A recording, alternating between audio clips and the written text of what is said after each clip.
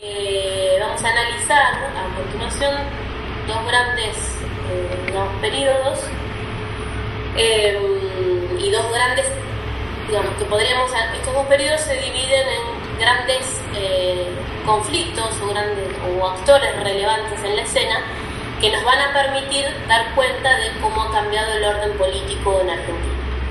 Y entonces vemos el periodo previo al que nace después de la crisis. Tomamos el periodo de Duhalde, lo consideramos un periodo de reordenación y transición, por eso tomamos en cuenta después del 2003 y hasta la actualidad y previamente. Entonces, previamente vamos a analizar a las organizaciones de desocupados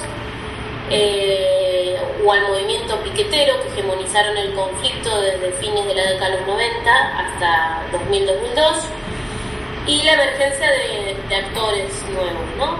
En cambio, lo que pasaba es que los actores sindicales estaban en franco retroceso, como vamos a ver después en el análisis más concreto. Después del 2003, lo que sucede es que el conflicto empieza a estar trazado por las organizaciones sindicales. Aparecen otros tipos de organizaciones que generan o que instalan nuevas demandas, que son las socioambientales, las familiares de víctimas de inseguridad y accidentes, y hay un franco retroceso de las organizaciones de desocupados o piqueteras, lo que implica una desarticulación del movimiento y una desaparición también de otros actores como eran las asambleas o las fábricas recuperadas, al menos en la escena nacional, ¿no? Como actor o como superficie de inscripción de otro tipo de discursos y demandas. Y aparecen también, muy importante, que antes no aparecían en la escena pública, sino que aparecían más bien en el arcana imperi, digamos, en el espacio de negociación privado. Aparecen ahora sí las cámaras empresariales, sobre todo las agropecuarias, como sujetos de protesta o de conflicto. Esto por ahí más rápidamente lo queremos pasar y es un poco las definiciones que nos van a permitir justificar por qué analizar el conflicto también implica analizar el orden social o el orden político que queremos considerar o describir. El conflicto social, bueno, es un proceso de interacción contenciosa entre colectivos. Nos referimos a conflicto social no en esta división dentro del postestructuralismo de social y político, sino social como no individual, digamos. A eso queríamos apelar, ¿no? Sin ponernos quisquillosos en la definición en torno a qué es social y qué es político y demás. Y que implica diversos grados de organización. En este sentido, consideramos que es un proceso, o sea que no son actos de confrontación puntuales, y vamos a distinguir entre ofensivos y defensivos. Después, la acción colectiva es un evento de carácter contencioso producido por un colectivo que implica movilización de recursos diferente, o sea, y la protesta social vendría a ser un tipo de acción colectiva. Como ahí se ve en la definición. Después vamos a volver a la definición de movimiento social y queremos en principio plantear como una problemática, digamos. La teoría de los movimientos sociales nace como un concepto al calor de los nuevos colectivos que no son ni clasistas ni corporativistas, es una típica discusión de los años 70 y 80, intenta dar cuenta de la naturaleza de nuevos actores sociales o por lo menos de nuevos conflictos que trazan las sociedades occidentales, y es una discusión que se da muy en Europa y en Estados Unidos. Se sistematiza con las discusiones de Tarrow y de Menucci, es decir, de estas teorías en torno a la movilización de recursos y teoría de la identidad. No obstante, esta división, esta teoría de los movimientos sociales, nos parece que por ahí que son impropias para analizar los conflictos populares actuales en la América Latina contemporánea, porque tienen una división muy tajante entre sociedad civil y Estado. Suponen que la unidad está dada por un proyecto de demandas comunes que fuerzan los límites del sistema, pero desde la arena de la sociedad civil, sin involucrarse o sin participar de los cargos públicos o de las instituciones públicas o desde la arena política tradicional. Y justamente es algo que cambia bastante, como se puede ver en el proceso boliviano, inclusive en muchos casos de Argentina, como vamos a ver a continuación. Entonces, por eso queríamos, corrernos de esa discusión para plantear procesos de conflicto social más amplio y no encerrarnos en la teoría de los movimientos sociales. Como primera instancia, antes de analizar los conflictos en concreto, tenemos la hipótesis de que queremos discutir con ustedes, que sería interesante discutir, que se presentan dos órdenes políticos diferentes, antes y después, mediada por la crisis del 2001 y 2002, que es una especie de situación de bisagra política, donde se pueden diferenciar dos órdenes políticos bastante consolidados, y bastante diferentes. Mientras uno tiene al mercado como organizador de la sociedad y distribución de los recursos, el otro tiene al Estado como garante de la justicia social y distribución de los recursos, de la puja distributiva y, lo más importante, consideramos como espejo de la comunidad política.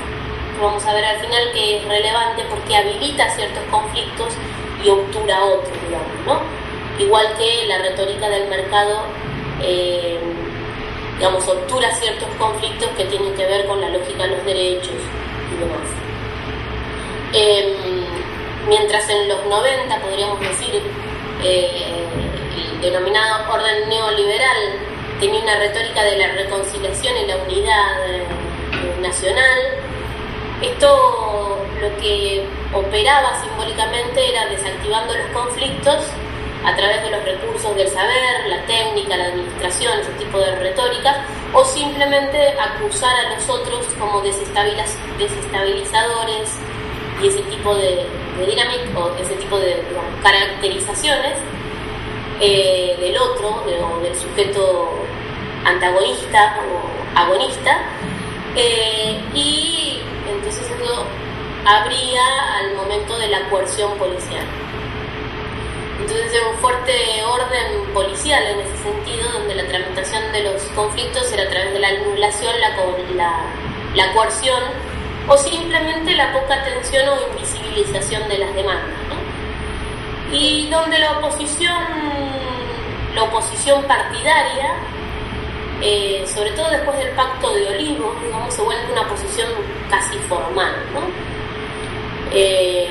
No una oposición real en términos más de proyectos y de confrontación política. Bueno, ni que hablar, por supuesto, de las corporaciones que no existían, que no se presentaban como sujetos conflictivos frente al gobierno y negociaban, se sentaban directamente en la mesa de poder a negociar con presidencia y con el gabinete presidencial. En cambio, el orden político posterior a la crisis se divide sobre una frontera social muy clásica, que es muy fuerte. Creo que hasta estas elecciones, porque estas elecciones lo que marca la retórica es un giro hacia la unidad social. Cristina, de hecho, al otro día después de las elecciones apela a la unidad social y baja este nivel de retórica de confrontación, pero hasta estas elecciones, podíamos ver un orden político muy organizado a través de esta frontera de división K versus K, ¿no? O K anti-K. Pero lo que podría decirse, más allá de que sea K o anti-K, porque uno podría decir, bueno, de todas maneras, Wiener y Alfonsín también siguieron reivindicando estos principios, es el Estado, como decía al principio, como garante de la justicia social, y sobre todo como el espacio donde debe confrontarse los destinos de la comunidad política. Y esto habilita el lenguaje de los derechos y la lucha política, digamos. Y esto habilita el conflicto y a la presentación de nuevos sujetos políticos que vamos a ver a continuación. También está marcado mucho por la disminución de la coerción y la legitimación del conflicto social y del conflicto político. Es decir, la paradoja es que si bien por un lado la retórica es fuertemente confrontativa, por el otro lado se disminuye el nivel de coerción, o por lo menos hay una retórica en torno a la legitimación del despliegue en las calles y se legitima de alguna manera la protesta social. Bueno, ahora creo que sigue la próxima filmina. Leandro, sí. ¿Vos? Bueno, ahí queríamos mostrar un poco cuáles fueron los principales indicadores de la evolución del conflicto. Vamos a tomar en cuenta dos trabajos, el de Schuster de 2006, que va del 89 al 2002, y el de Rebón y equipo, que va del 2000 a 2009. Ellos trabajan con distintos marcos teóricos y por lo tanto con distintas construcción de los datos. Lo importante acá no es tanto discutir, digamos, qué quiere decir cada uno, sino ver las tendencias. En relación precisamente a lo que decía Antonia, para lo que nosotros es un giro y un cambio en el orden político, y como explicaba Anto, las coordenadas que quedan definidas dentro de él, es decir, qué conflictos son legitimados e institucionalizados y qué conflictos no. Pero más adelante vamos a analizar los actores que tienen demandas y son actores tramitables, entre comillas, y actores que quedan fuera, y las distintas respuestas que el orden, el Estado, tanto local como nacional, dieron a esos conflictos. Bueno, primero, evolución de los actores hasta 2002, rápido. La línea naranja es el actor sindical, vemos baja decididamente del 89 al 2002. La línea roja son actores civiles. Actores civiles para Schuster son organizaciones estudiantiles, barriales, asambleas de derechos humanos, o sea, todo lo que no entra dentro del partido político, sindicato y piquete, básicamente, vecinos, etc. Y la línea azul, que empieza en el 92, son los piquetes, o los piqueteros en este caso, ¿sí? Que para 2002 prácticamente protagonizan la misma cantidad de luchas que los actores sindicales. Vamos a ver ahora para la década del 2000, insisto, con otro tipo de datos, ¿sí? Porque se están manejando con otro tipo de conceptos. Ahí hay una pequeña diferencia. En el 2002, Rebón y equipo todavía distingue una mayor cantidad de protestas de desocupados. Digamos, en la filmina recién veíamos que para Schuster era un poquito más la del sindicalismo. Ven, la naranja está un poquito hacia arriba de piquetes, y en esta, en 2002, hay una mayor presencia de luchas de desocupados. Lo que interesa ver es la tendencia precisamente contraria a lo que veíamos recién. Digamos, la lucha de los desocupados prácticamente baja a niveles absolutos muy bajos.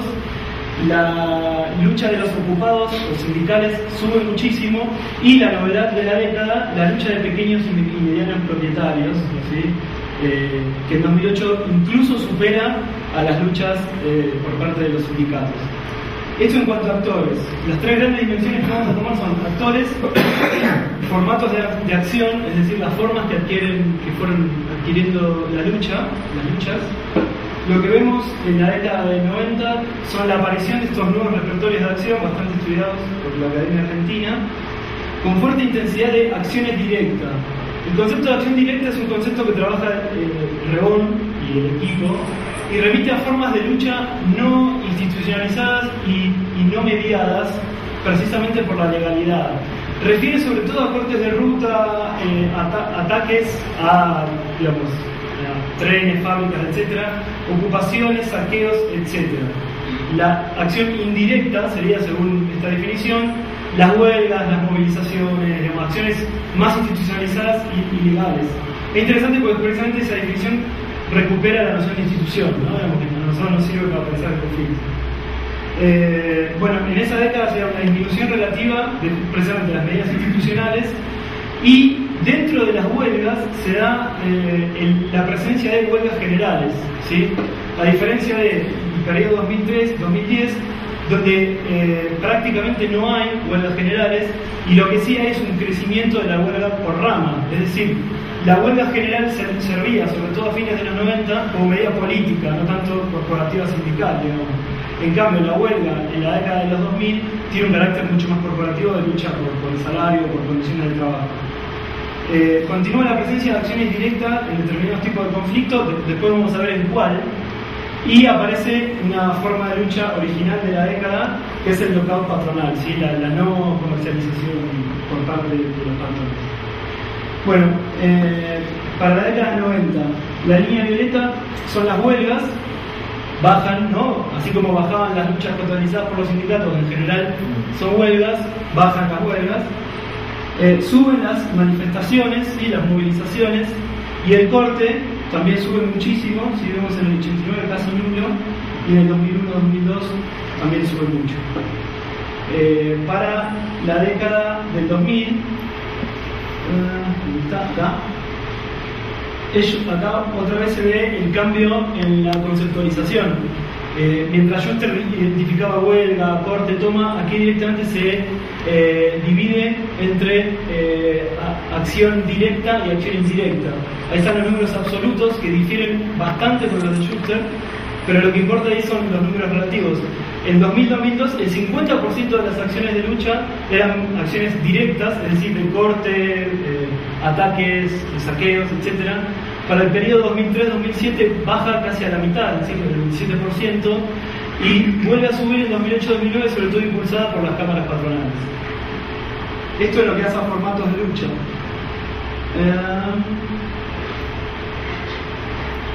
Bien, tipo de demandas.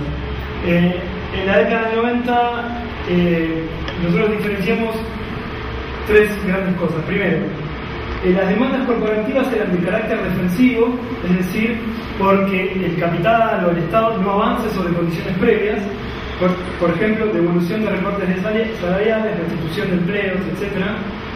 En 2001 la gran movilización por la defensa por el no recorte del 13%. Y las demandas políticas eran de carácter ofensivo, ¿sí? Se denunciaba, sobre todo a fin de la década, el modelo neoliberal, el modelo excluyente, ¿sí? Se pedía un cambio en el modelo, renuncia de funcionarios, se pedía por trabajo digno o directamente por la salida de la convertibilidad. Ahí Schuster identifica una heterogenización de las demandas, es decir, ahora lo vamos a ver en el gráfico, si a principios de los 80 la demanda salarial era junto con... ¿Puedes pasar, Dani? ¿Pasa ya la siguiente? Sí. ¿La sigue? Bueno, me lo quitaron, no importa. La demanda salarial, junto con la demanda de condiciones de trabajo, hegemonizaba casi el 80% de las demandas. Para el fin de la década del 90, la década del 2000, lo que hay es ninguna demanda supera el 30% de la cantidad total. O sea, hay una gran heterogeneización del tipo de demanda que se pide. Bueno, durante la década del 2000, las demandas corporativas pasan a ser ofensivas, ¿sí? Por aumentos de salario, aunque esto habría que relativizarlo en función de lo que explicaba Fran. A veces el aumento del salario en realidad es recuperación, ¿no? En términos reales, pero bueno, ahora se pide sí por aumento de salario y no porque no te quiten, ¿no? Y aparición de movilizaciones que no tienen como destinatario al Estado, ¿sí? Las movilizaciones K en defensa de medidas o movilizaciones en defensa de proyectos de ley, etc. Los principales conflictos no son contrahegemónicos, es decir, por un cambio en el modelo, sino, generalmente corporativos, excepto obviamente el del campo, ¿no? Ahora vamos, Santo. No, evolución general entonces. Institucionalización y recorporativización creciente del conflicto, esto durante la década del 2000 en relación a la década del 90. Los conflictos se fueron institucionalizando, por eso que veíamos que el orden político trató de legitimar y operó sobre la tramitación de los conflictos. Bueno, la emergencia de formatos y demandas típicas del sindicalismo, y esto lo vamos a ver, la presencia de actores excluidos de canales normales de conflictividad, ¿sí? Actores que quedan fuera y conflictos que quedan fuera de ese cierre político, con escasa capacidad de articulación y una dificultad por constituirse en una nueva alternativa político-social. Ahora sí vamos a ver. Bueno. Bueno, la idea un poco de acá más, digamos, es un poco ver los grandes conflictos para plantear que lo que ha pasado después del 2001 es una gran capacidad del orden político, sobre todo iniciado por el gobierno, pero no solamente, digamos, sino inicia una lógica, pero que después se instala en el orden social argentino, que es la capacidad de hacer propias las demandas emergentes de grupos que están fuera del campo político inmediato. Pongamos el caso, por ejemplo, de los derechos humanos, digamos, desde los 80 el movimiento de derechos humanos viene haciendo reivindicaciones que este gobierno, que después universaliza, porque son muy pocos los actores que están en contra de las políticas de derechos humanos realizadas por este gobierno, se apropian, ¿no? Por ejemplo, otra vendría a ser la reforma de la ley de comunicación, que es una demanda generada desde los 80 en la transición por grupos de radios comunitarias y demás, que también se apropia el gobierno y le instala como medida de Estado. Y la otra, por ejemplo, la típica es la asignación universal, que es una demanda que viene desde la CTA y desde el Frente de la Pobreza, que estaría fuera del campo político inmediato del gobierno, pero que el gobierno se apropia y lo convierte como parte, digamos, del orden, lo resignifica como retórica propia y lo incluye dentro de las medidas irreversibles, porque ya ningún otro actor político es capaz de cuestionar este tipo de medidas, ¿no? Por lo menos son muy pocos los que cuestionan este tipo de medidas. Entonces asistimos a un nuevo orden que tiene mucha capacidad de incorporar, resignificar y tramitar las demandas que emergen desde otros espacios políticos. Y por tanto el espacio público político está marcado por el ritmo y la retórica política gubernamental, con un rezago, digamos, o con una debilidad de los otros sectores políticos partidarios, inclusive no partidarios. El caso excepcional vendría a ser el conflicto de las corporaciones del sector primario, lo que se llamó el conflicto del campo, que lo vamos a analizar, pero en general, digamos, las organizaciones se han dividido en torno a esta K y anti-K, pero son muy pocas las que tienen capacidad, excepto, de nuevo, repito, excepto el conflicto del campo, que al final pudo ser procesado, son muy pocas las que tienen la capacidad de construirse como un espacio contrahegemónico, como fue el movimiento, si bien no contrahegemónico, por lo menos bastante dislocador de lo que era la retórica hegemónica. Entonces, por eso a continuación lo que vamos a hacer es analizar aquellos conflictos que son tramitables dentro del sistema, integrables y que ayudan a la reproducción del orden. En este sentido, a la reproducción no solamente que continúan con las coordenadas básicas del orden instalado después del 2004, sino que también lo van modificando en el sentido de iterabilidad, ¿no? De que pueden ir ampliando y modificando algunos límites de este orden, introduciendo nuevos elementos. Los tramitables vendría a ser, como ahí ponemos, la Juventud K, que lo vamos a analizar, el Movimiento de Derechos Humanos, las organizaciones piqueteras, kirchneristas, y lo que ponemos en cuestión del movimiento obrero sindical, ¿no?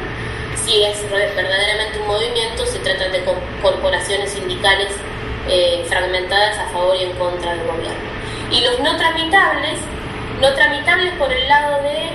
por un lado antagonistas, como se planteó el conflicto del campo, o en los bordes, es decir, potencialmente contrahegemónicos, pero sin capacidad de articular con otros sectores, porque se quedan en el plano muy corporativo, pero que no pueden ser tramitados o incorporados o procesados dentro del orden, que son estas que ponemos aquí y que vamos a analizar a continuación. Las dimensiones de análisis, para explicarla rápidamente, son las organizaciones soporte, las demandas, las estrategias y la relación con el orden político, ¿no? Lo que queremos, las primeras que vamos a analizar son las organizaciones, o por lo menos los conflictos que fueron planteados y que son integrados dentro del orden, como es el movimiento de derechos humanos.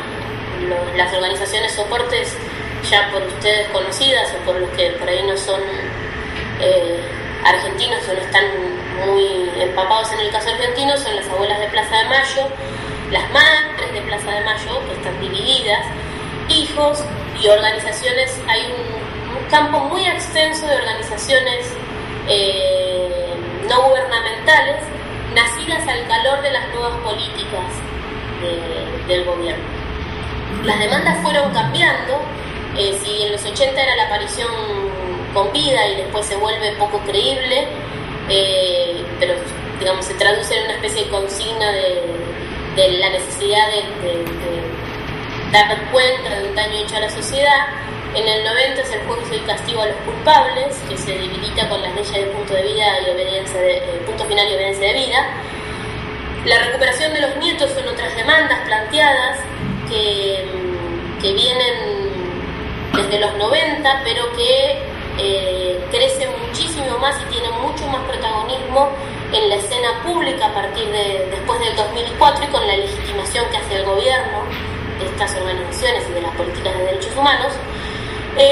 Y hay digamos, desde el plano más de las organizaciones, hay una demanda constante de recursos y un flujo constante de recursos por parte del Estado a las organizaciones de derechos humanos de toda índole, tanto de hijos como de madres como de abuelas, ¿no? Por ejemplo, la ESMA, no solamente desde el Estado Nacional, sino incluso desde los gobiernos locales. La ESMA, por ejemplo, es un organismo que participan organizaciones de la sociedad civil, pero también hay mucho dinero puesto desde el gobierno de Macri y desde el gobierno nacional, ¿no? Se ha legitimado como una política universal la de los derechos humanos. Después, otra de las demandas, por supuesto, es la de aparición con vida de López y Arruga, y donde esta última tiene una respuesta más institucional difusa, ¿no? Las estrategias de estos movimientos son, bueno, movilización en las calles, ha sido históricamente, y lobby con organizaciones internacionales, sobre todo durante los 80, y en la actualidad, digamos, hay una especie de una relación más directa con el gobierno, y si bien hay presencia constante en las calles, en las movilizaciones, hay una relación directa con el espacio político que representaría el kirchnerismo. Esto porque el kirchnerismo o porque el gobierno ha convertido a la política de derechos humanos en una política de Estado, y entonces se confunde el gobierno con el Estado en este sentido, ¿no? Entonces, en este sentido, sería la lógica de estas organizaciones de participar de estos espacios, porque son el espacio de defensa, digamos, de estas demandas.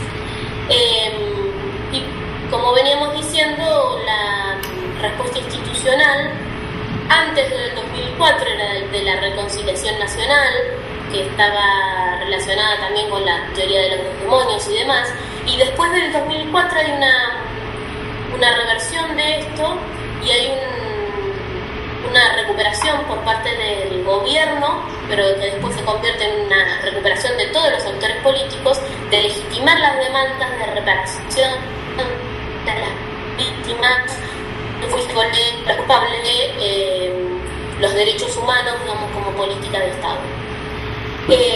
Ahora bien, estas políticas, digamos, de Estado que pocos partidos se animan a cuestionar, y son muy pocos los sectores que se animan a cuestionar. Bueno, sobre esto vamos a volver más tarde. Me gustaría volver más tarde porque se confunden las estrategias de las organizaciones con las estrategias de los movimientos de derechos humanos. Pero en este sentido, las políticas de derechos humanos se han convertido en una política del orden, en unas demandas institucionalizadas por el orden político, ¿no? En todos los sentidos.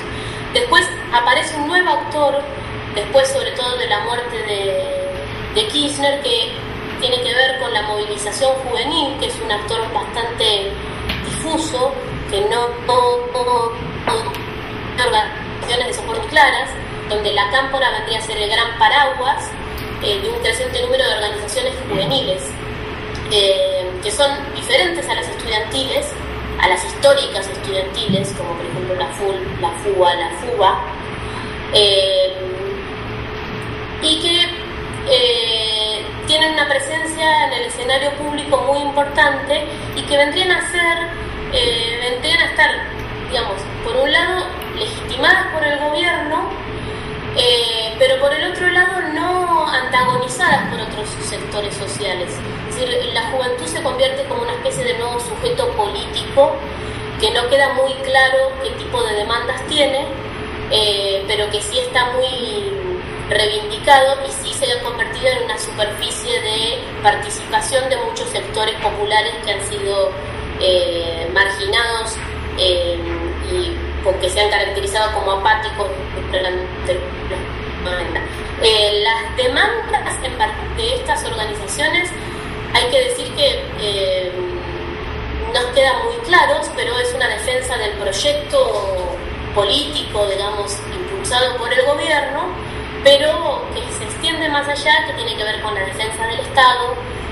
Hay una incipiente retórica en torno a que hay que profundizar el modelo y este viene por el lado de la industrialización y demás.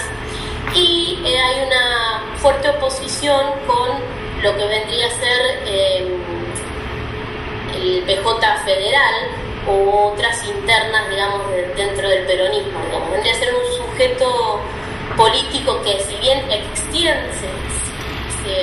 extiende afuera del peronismo como partido, está disputando espacios hacia adentro del peronismo. La estrategia clara es de movilización y organización y competencia interna dentro del Estado,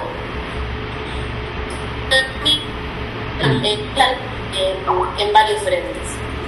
Y después la respuesta institucional es bien clara en los lugares en las listas, pero también hay un discurso más general de legitimación de juventud como nuevo sujeto político de participación, y que eso impulsa a sectores más radicales, o por lo menos a sectores que tienen una retórica más antioligárquica, digamos, ¿no? O más popular. Por último, quiero pasar rápidamente. Hay una disolución de lo que es el movimiento piquetero a organizaciones populares, en parte porque los afiliados a estas organizaciones se van a trasladar al mercado laboral, tanto formal o informal. Hay una política clara por parte de las instituciones para desarticular estas organizaciones para instalar de diferentes lugares. Para estos movimientos, lo que fue el movimiento piquetero, que tuvo gran capacidad de disrupción a fines de los 90 y fue una plataforma de desarticulación de la retórica neoliberal o de la legitimación del modelo neoliberal, va a desaparecer porque el gobierno se apropia de las demandas de trabajo digno, y entonces estas organizaciones empiezan a fragmentarse, inclusive en el 2001-2002, en torno a las caracterizaciones de lo que va a hacer el gobierno. Entonces, para nosotros este movimiento, digamos, piquetero, se disuelve en organizaciones populares, como van a ser las que van a estar a favor y en contra. Las van a estar a favor, digamos, del nuevo modelo serían las típicas de Vita, la FGB de Delía, Tupac Amaru de Milagro Sala, que varían las demandas de muy corporativistas, tensionan desde dentro del campo político gubernamental, tensionan para generar nuevas demandas que tienen que ver con la incorporación de sectores populares que están precarizados, ¿no? O que no están cansados por las políticas del mercado laboral. Por último, lo que voy a presentar es la duda a ver si existe efectivamente un movimiento obrero sindical o si existe un conjunto de organizaciones sindicales. Y esto es importante porque se plantea que el kirchnerismo se ha convertido, digamos, en un nuevo populismo, una reinvención de lo que fue el peronismo en los años 40. Yo creo que hay algunas diferencias, sobre todo porque hay una fragmentación importante de los sindicatos y no hay una movilización de los trabajadores tan importante como existía. Y tampoco existe, digamos, hay una recuperación de los derechos laborales, pero no una reinvención de los derechos, es decir, no hay un sujeto nuevo visibilizado, sino que aparece en escena un sujeto que ya existía, pero que esto no es menor. Las organizaciones soportes van a ser, como decíamos, estaban muy fragmentadas, la CGT con una interna muy fuerte entre moyanistas, los gordos y la juventud, la CGT azul y blanca, la CTA que está fuertemente dividida, también marcada por los críticos, aquellos que son de apoyo crítico o los que son directamente críticos. Pero lo que es importante es que hay este sector, digamos, aparece como novedoso porque primero porque desaparecen los desocupados organizados, y aparecen más afiliados, y uno hace un análisis de los diarios y hay siempre una declaración o es importante lo que va a decir Moyano, el hijo de Moyano o la CTA, digamos, se han convertido en actores protagonistas de la escena pública y porque ha aumentado muchísimo el conflicto. Y esto tiene un poco que ver con los cambios o las condiciones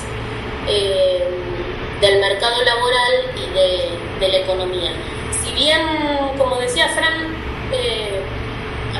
estaría bueno discutirlo después, el crecimiento del PIB, el crecimiento del salario real con respecto al 2001 sobre todo, hay que pensar, sobre todo en el primer periodo hay un crecimiento superior de la productividad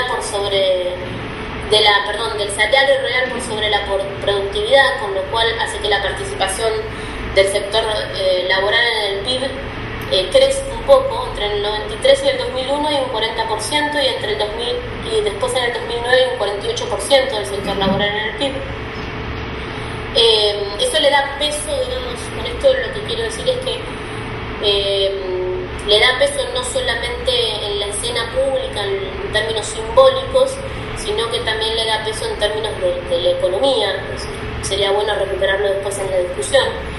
Pero también hay una fuerte política de fortalecimiento de la negociación colectiva y cobertura del sistema de protección social, que pone a los sindicatos en una especie de tríada fundamental para el orden político y que, de nuevo, no solamente me parece que está defendido, digamos, por el gobierno, sino inclusive por otros partidos políticos, digamos que está poco cuestionado como forma de organización del orden político hoy, que es poner a los sindicatos, a los empresarios y al Estado como los partícipes o como los sujetos de la puja distributiva hoy, y al Estado como coordinador principal de la puja distributiva.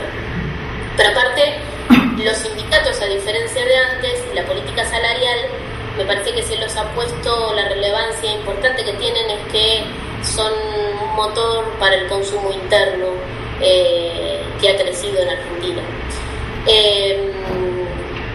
Bueno, ya más o menos Fran comentó la aparición a partir del 2003 del Consejo Nacional de Empleo y Productividad y Salario Móvil, que eso hizo aumentar el salario real mínimo, que esto lo que hace es convertirlos de nuevo a estos actores junto con los empresarios o convocarlos a la mesa de la negociación de la puja distributiva, y que en la década pasada eso no existía. Si la negociación colectiva antes, en la década de los 90, tenía un promedio de 200 por año, en los últimos años supera los 1.300 la negociación colectiva, los homologados por el Ministerio de Trabajo. Y no solamente aumenta esto, sino los trabajadores comprendidos en los convenios, ¿no? Y los salarios efectivamente pagados también.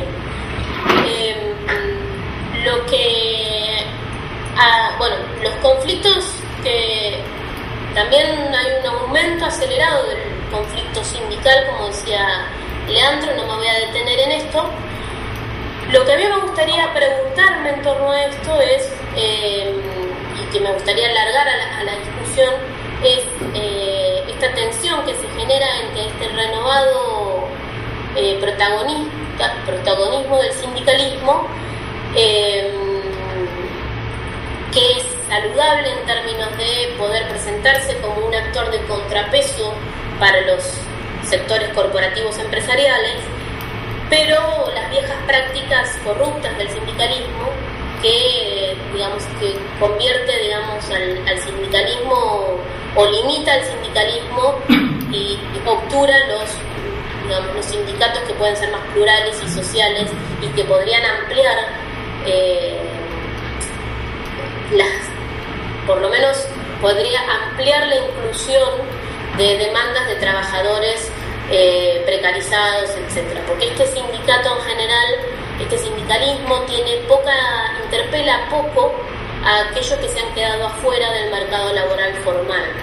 Entonces esto debería ser renovado, como en el caso de Brasil o en el caso de Uruguay, por sindicatos que tienen una característica diferente, que es interpelar justamente a estos sectores no formalizados, o a sectores populares, o a sectores que no son inclusive empleables, como diría el Ministerio de Trabajo, ¿no? Ahora sigue Leandro con los conflictos no tramitables por el orden político. Bueno, chicos, ¿les parece si ejemplificamos solo con uno o dos de los no tramitables para...? Un repaso rapidísimo. Dale. Bueno, del conflicto del campo ya hablamos mucho. El campo presentaba, no era tramitable por varias razones. Primero, su demanda corporativa, porque las retenciones lo que hacían era mantener bajo el nivel de los precios agropecuarios en el mercado interno y además financiaba al gobierno nacional. Y segundo, porque logró una gran articulación con actores políticos que puso en cuestión el orden político y generó una crisis de gobernabilidad bastante grande. Decir simplemente que el gobierno ha tenido bastante habilidad para desintegrar a ese actor, y justamente empezar a tramitar las demandas corporativas que tenía cada organización para diluir un poco, para diluir bastante en realidad al campo en el campo político. Lo segundo tiene muchísima relación con lo que decía Antonia, que es el trabajo informal, ¿sí? Hay una gran masa de trabajadores que no está en los convenios colectivos, que se discuten en las negociaciones del Ministerio de Trabajo, y este tipo de conflictos ha sido incluso reprimido fuertemente, ya no por, la policía o acciones, o fuerzas del orden del Estado, sino como en el caso de Mariana Ferreira, por patotas, de barra brava, etcétera. Y lo que había ahí era un conflicto de intereses entre el sindicato de la Unión Ferroviaria de Trenes y precisamente los trabajadores tercerizados que eran directamente contratados por la empresa que era de Pedraza, ¿no? Este tipo de conflictos han sido bastante sistémicos. Algunos han sido integrados en el sentido de que han sido luchas que ganaron, la incorporación en los marcos colectivos generales, otras no, y han sido fuertemente reprimidas. Los piqueteros que quedan, me interesa sobre todo el tema de los reclamos territoriales por vivienda, que en el último año se han cobrado la vida de también bastantes personas. En el caso del Parque Indoamericano, también la modalidad de represión no fue ya el Estado, sino fuerzas parapoliciales como Barra Brava, etcétera, que han ido a disolver la toma al sur de la capital federal. Este tipo de conflictos en general está protagonizado por partidos de izquierda, organizaciones barriales que también se han replegado a lo local, ¿sí? Con desarrollos productivos locales, etcétera. El movimiento campesino indígena, que tiene una visibilidad nula, apareció un poco precisamente en el conflicto del campo y el que le dio un poco de visibilidad fue el mismo gobierno, que en su momento creó la Secretaría de Agricultura Familiar y Desarrollo Rural.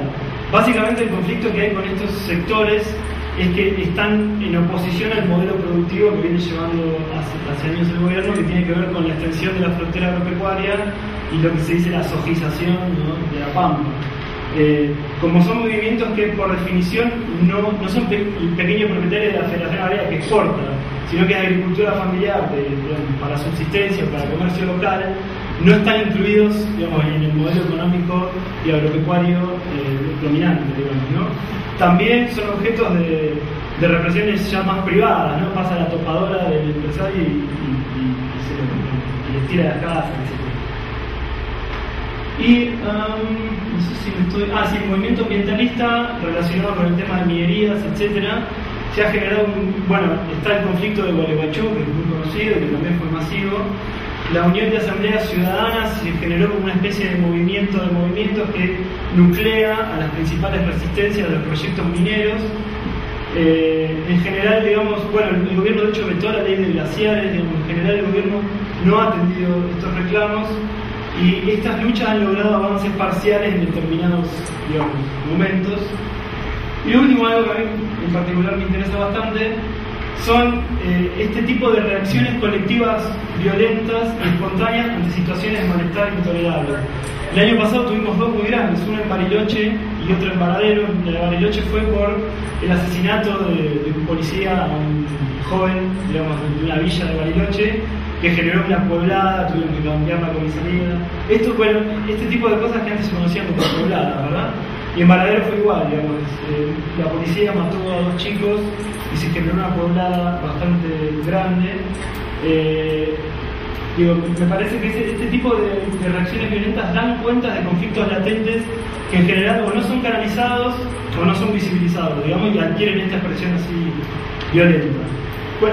Lo que caracteriza a todos estos conflictos es, primero, su invisibilidad, segundo, su carácter marginal muchas veces, y tercero, su falta de articulación. Digamos, no hay una articulación política que haga visible o que incluso, digamos, llegue al plano formal de la propuesta política un cuestionamiento a todo ese tipo de cosas. No sé si querés cerrar, Anto. Sí, un poco llegar a las conclusiones que habíamos, a las preguntas que habíamos planteado al principio. No sé si están viendo la última diapositiva, digamos. Sí, si la última es de conclusiones, sí. Pero esto de estar en diferido está complicado. Escucho la mitad de las cosas y veo nada.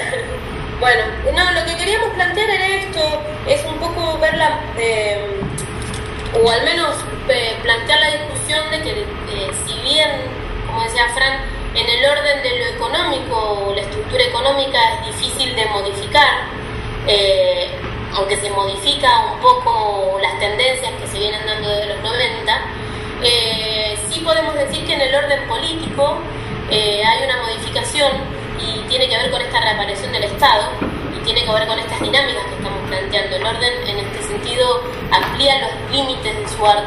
O sea, con esta capacidad inmensa que ha tenido de resignificar, reapropiarse y tramitar las demandas que estaban presentes en el orden social durante la crisis y previamente, se instala una especie de orden político que lo que hace es ampliar los límites de su autorreforma, es decir, permitir los conflictos, con esta paradoja de que si bien el gobierno es fuertemente confrontativo, a la vez habilita el conflicto y habilita la integración de temáticas, porque el Estado, digamos, se convierte en el espacio de la comunidad y en el espacio de debate en donde todos pueden participar, ya no el mercado y las fuerzas que uno tiene que tener como individuo en el mercado, ¿no? En este sentido, la lógica de derechos habilita esta idea que tenía Arendt de derechos a tener derechos, y entonces abre el juego político, mientras que en los 90 el juego político estaba bastante cerrado, lo que nos permitiría pensar que se puede, digamos, no estamos tratando solamente de un orden político más aperturista o más tendencialmente más universal y menos policial, sino que también se podrían generar o se está generando una lógica donde las fuerzas sociales pueden disputar, digamos, la concentración del poder y de la toma de decisiones, o por lo menos digamos, se instala esta lógica. Ahora el problema es quiénes son los sujetos efectivos para hacer esto, si se están generando estos sujetos efectivos. Como decía Fran, esta tendencia de la ampliación del salario se tiende a revertir y la extranjerización de la economía es muy importante, pero sí me parece que dar cuenta de que el orden y la lógica de la política cambió permitiría pensar que hay otras fuerzas políticas que pueden instalarse y pueden disputar la concentración o la elitización de la política. Eso sería óptimo. Buenísimo. Si quieren, lo que toca ahora sería eso, armar una ronda. Bueno, una pregunta que en realidad trata de vincular las dos presentaciones y tiene que ver con el tema de los ciclos económicos, cómo se traduce en ciclos de descontento o de confianza en los gobiernos. Si uno analiza, por ejemplo, los datos del Latinobarómetro, los niveles de confianza en el gobierno de Néstor de 2003 a 2007 son de los más altos, yo creo, desde que existen estas mediciones. Se mantiene con Cristina en el 2000, bueno, el primer año de Cristina, que es el 2008, baja radicalmente un poco por el conflicto del campo y baja aún más en 2009, que es el único año, de acuerdo con lo que presenta Francisco, que la economía no crece 1%. ¿Cómo lo ven ustedes en términos de conflictividad? Mostraron datos, pero más que nada en términos de tipos de conflictos, es decir, si hay alguna relación entre el tipo de conflicto y los ciclos económicos a lo largo del periodo largo, de 2003 a 2010.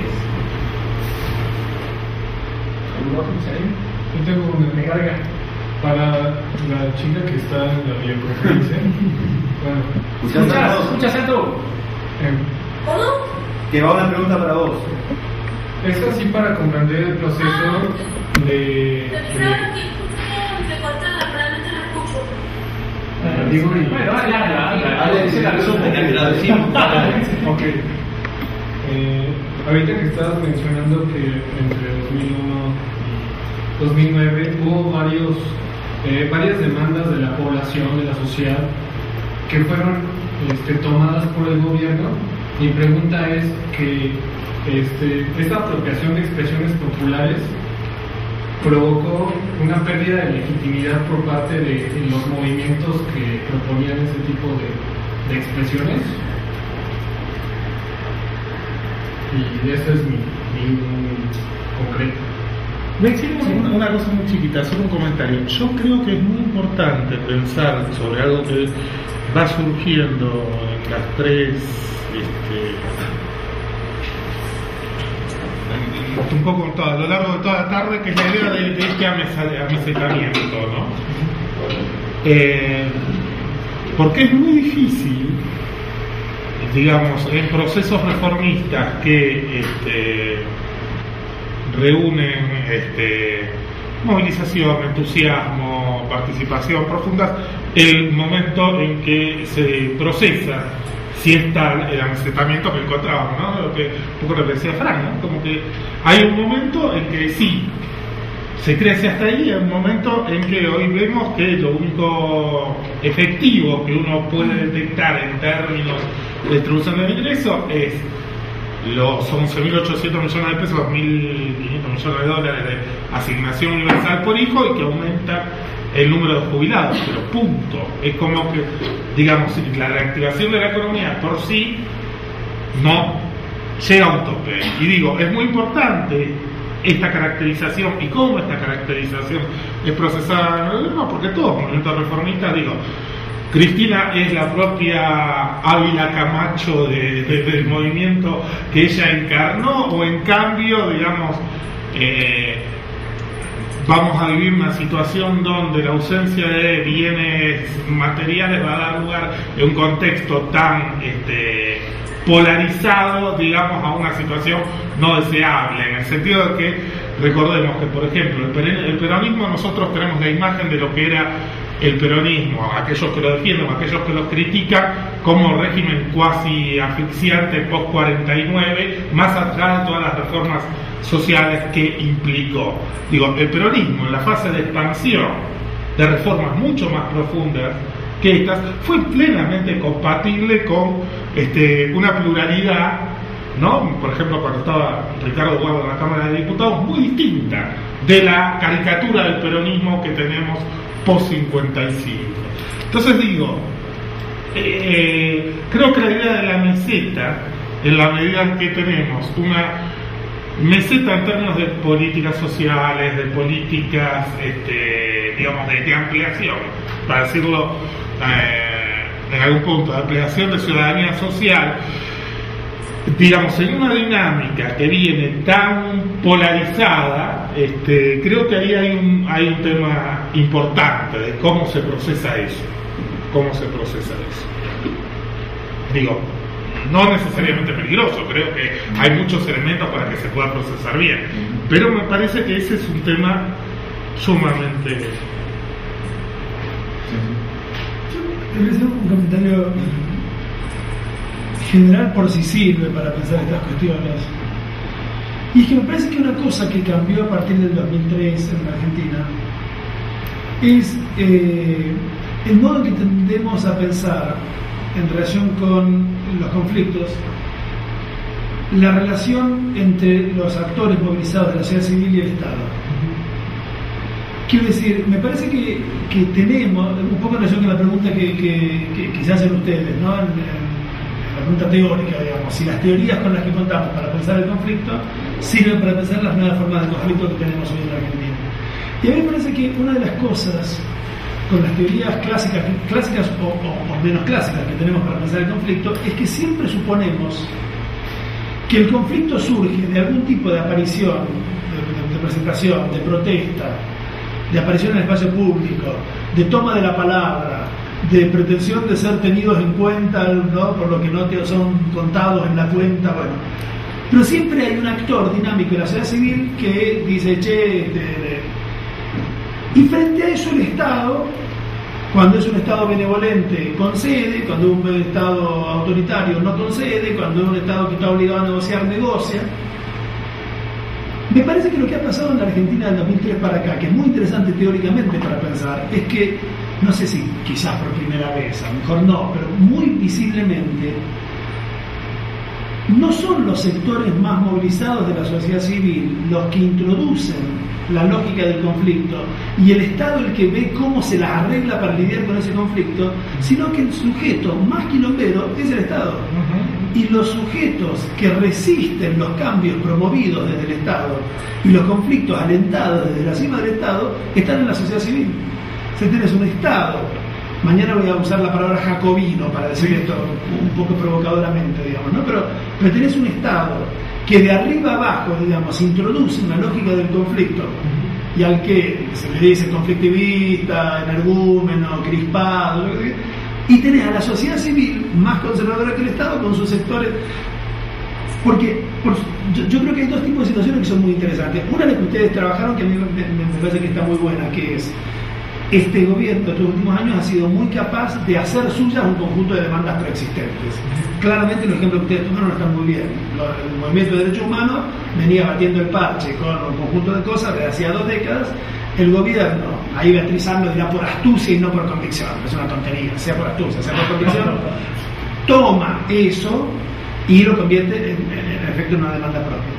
Pero mucho más interesante, no sé si más interesante, pero más problemático desde el punto de vista teórico, es cuando el gobierno introduce cuestiones, y allí la cuestión de la expansión de la lógica de derecho me parece que es muy importante, que no estaban en la agenda de la sociedad y ni siquiera de los propios beneficiarios. El ejemplo que doy siempre es el mismo porque me parece un ejemplo por excelencia de esto. El otorgamiento de derechos sociales, jubilatorios y laborales a las empleadas domésticas. Si hay un sujeto que por definición no está organizado, si hay un sujeto que no es sujeto, que es disperso, son las empleadas domésticas. Desde el gobierno, con una lógica de expansión, de nuevo, sea por convicción, sea porque querían ampliar el mercado interno, por lo que fuera, el gobierno dijeron, no puede ser que estas señoras no tengan derechos, y les dieron unos derechos que no estaban pidiendo. Eso es muy interesante, ¿no?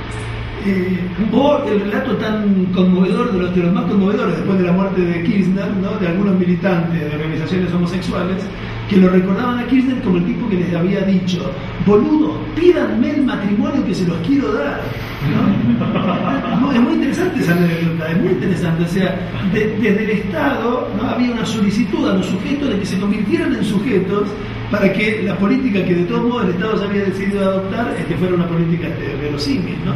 Entonces me parece que ahí pasa algo con la lógica del conflicto. El Estado se convierte en un promotor de conflicto y no en un tipo que está viendo cómo lidia con ellos, ¿no? Eso me parece que es un tema para considerar. ¿Sí? Bueno, yo creo que Cárdenas hizo eso acá. Sí, claramente Cárdenas es un tipo que investiga de derecho hasta cierto punto. Pero hizo eso. ¿Quién le pedía perdón al estatuto del peón? Claro. O sea, ¿qué peón iba a pedirle un estatuto al peón? O sea, la lógica es la misma. El tema es que eso crea una dinámica también.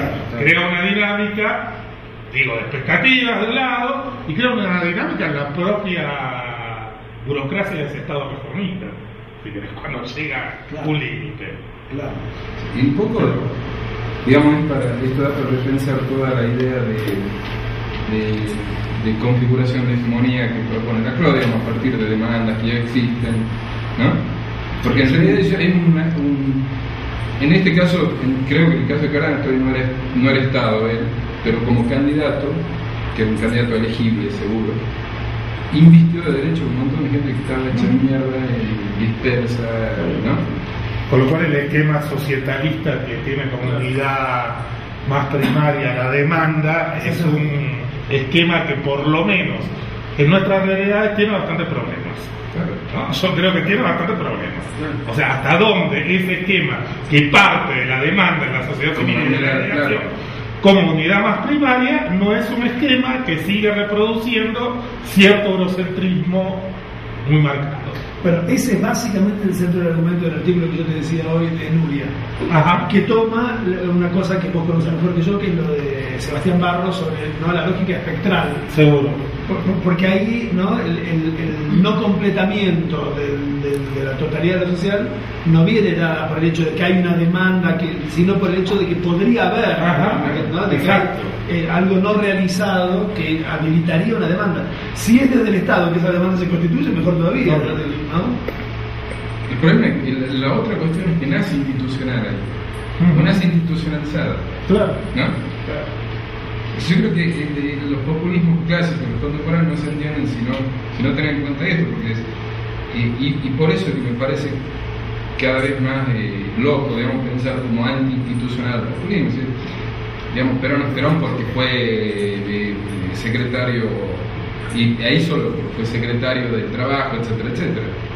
Y Cárdenas porque era el candidato del partido oficial, ¿no? Sí, lo cual no quiere decir que no haya una especificidad en los estudios de ciudadanía y de derechos de los populismos. ¿Por qué? A ver, porque el aspecto, si vos querés, más republicano del derecho, que es el de membresía comunitaria, en el populismo aparece en tensión. O sea, los derechos son por un lado membresía comunitaria y son por un lado aquellos derechos que les ganamos a estos que nos reventaban en la anterior situación. O sea que por un lado son membresía y por el otro son ruptura. En ese sentido hay una carga distinta, y yo creo que los estudios de derecho de ciudadanía atravesados por el populismo merecen, digamos, un enfoque especial, ¿no? Sí, ahí sobre eso, lo que es interesante eventualmente para discutir mañana, es el republicanismo tiene otra lógica. Porque en Maquiavelo, las buenas leyes para el todo surgen en efecto del conflicto de la parte. Entonces, obvio. No, sobre el tipo de conflicto y ciclos económicos, yo trataría de pensar la relación entre más que tipo de conflicto y ciclo, entre tipo de conflicto y tipo de crecimiento económico, o tipo de ciclo, ¿no? O régimen social de acumulación, como se quiera llamar, digamos. yo creo que en los 90, aún en contextos de crecimiento, se daban estos fenómenos de pobladas o incluso el nacimiento del movimiento piquetero, ¿no? Y tenía que ver justamente con cómo se crecía y cuál era el modelo económico predominante en la década, digamos. Obviamente, en contextos de recesión y crisis económica, estalló, digamos, y estalló literalmente, ¿no? O sea, pero yo creo que, digamos, un poco para contradecir a Fran, yo creo que ahora estamos en una nueva etapa y creo que el modelo económico es distinto en las coordenadas básicas, digamos, y sobre todo en la intervención que el Estado tiene en la sociedad, y eso se relaciona con el tipo de institucionalidad que tienen los conflictos hoy, incluso en contexto de crisis, yo creo. O sea, el conflicto de campo coincidió con esta crisis económica, digamos, o sea, con lo cual uno, digamos, para mí no sería muy reductible a la aparición del conflicto del campo a la aparición de la crisis, ¿no? Pero para mí nada que ver.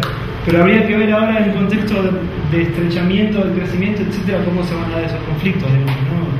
Yo no auguro un tipo de conflictividad a la 2001, digamos, movimientos desocupados masivos, grandes niveles de autonomización con respecto al Estado, no sé, o sea, qué opinarán. Pero creo que yo no relacionaría más al tipo de crecimiento más que al ciclo, digamos. Y con respecto al comentario de Eduardo, estoy totalmente de acuerdo y me parece interesantísimo. Y yo incluso iría un poco más lejos. Yo creo que incluso las demandas que ya estaban presentes, digo, como la asignación universal por hijo, que la CTA dice nosotros ya la teníamos, parecen Alfredo Palacio,